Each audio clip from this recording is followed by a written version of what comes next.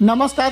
तिखोरा येथील गोमाई नदीवरील पुराला अवजड वाहतूक वाढल्याने तडे, मोठी दुर्घटना होण्याची शक्यता। शहादा तालुक्यातील तिखोरा नदीवरील पुलाला तडे पडले आहेत। डामरखेडा पूल धोकादायक ठरल्याने गत 6 महिन्यापासून अवजड वाहतूक या पुलावरून सुरू आहे। त्यातून तडे पडले असल्याची शक्यता वर्तवली जात आहे। या पुलावरील अवजड वाहतूक तातडीने बंद न झाल्यास या पुलावरील वाहतूक ही काही महिन्यात बंद करावी लागण्याची भीती आता व्यक्त होऊ लागली आहे। तसेच न झाल्यास उत्तर पश्चिम भागातील नागरिकांच्या शहाद्याशी दैनंदिन कामकाजासाठीचा असलेला संपर्क तुटणार आहे। या पुलाचे स्ट्रक्चरल ऑडिट करण्याची मागणी होत आहे। डामरखेड्यातील गोमाई नदीवरील पुलाच्या स्ट्रक्चरल ऑडिटमध्ये पूल अवजड वाहतुकीस बंद करण्याचे सूचित असल्याने जिल्हाधिकारी यांनी या पुलावरील सर्व अवजड वाहतूक बंद करण्याचे निर्देश दिले।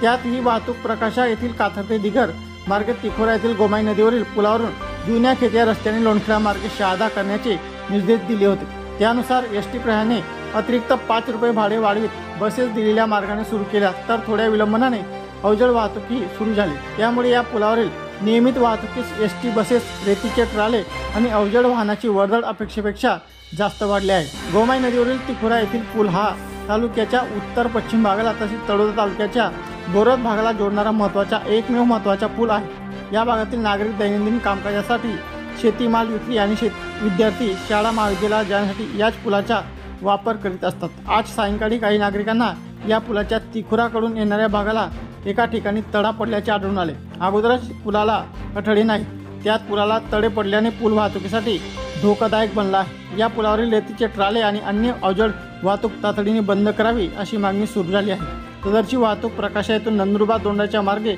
वळवण्यात यावी, अन्यथा सामान्य नागरिकांना शहादा येथे येण्यासाठी मोठा वळसा घेत मसावद मार्गे यावे लागेल आणि आर्थिक भुर्दंड सोसावा लागणार आहे। सार्वजनिक बांधकाम विभागाने 6 महिने झाले तरी अद्याप डामरखेडा पुलाच्या देखभाल दुरुस्तीच्या कामाला सुरुवात केलेली नाही। लोकप्रतिनिधींनी यात गांभीर्याने लक्ष घालण्याची आता गरज आहे। सातपुडा न्यूजसाठी नितीन सावळे, शहादा।